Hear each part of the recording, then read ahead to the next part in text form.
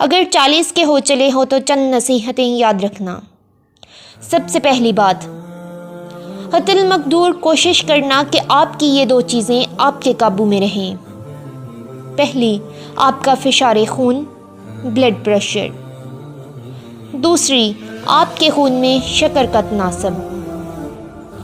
دوسری بات، ان 7 چیزوں کا استعمال کم سے کم کرنا۔ پہلی، نمک۔ دوسری، چینی۔ تیسری، گوشت یا دیگر محفوظ کردہ غذائیں۔ چوتھی، سرخ گوشت۔ پانچویں، دودھ اور اس کی بائی پروڈکٹس۔ چھٹی، نشاستہ دار غذائیں۔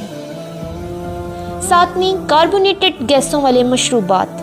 تیسری بات، اپنے کھانوں میں ان 3 اشیاء کی کثرت کرنا۔ پہلی، سبزیاں۔ دوسری، پھل۔ تیسری، خشک میوہ جات۔ چوتھی بات، ان 3 چیزوں کو بھلانے کی کوشش کرنا۔ پہلی، آپ کی عمر۔ دوسری، آپ کا ماضی۔ تیسری، اگر آپ کے ساتھ کوئی ظلم یا زیادتی ہوئی ہو تو۔ پانچویں بات، ان 4 چیزوں کو بھلے آپ کا جتنا بھی زور لگے اپنے پاس رکھنا۔ پہلی، اپنے محبین اور دوستوں سے تعلق۔ دوسری، اپنے خاندان کا خیال رکھنا۔ تیسری، مثبت سوچ۔ چوتھی، مشاکل کو اپنے گھر سے دور رکھنا۔ چھٹی بات، اپنی صحت کی حفاظت کے لیے ان 5 کا اہتمام رکھنا۔ پہلا، روزے۔ دوسرا، ہنسی مذاق اور مسکراہٹیں۔ تیسرا، مسلسل سفر و سیاحت۔ چوتھا، جسمانی ورزش۔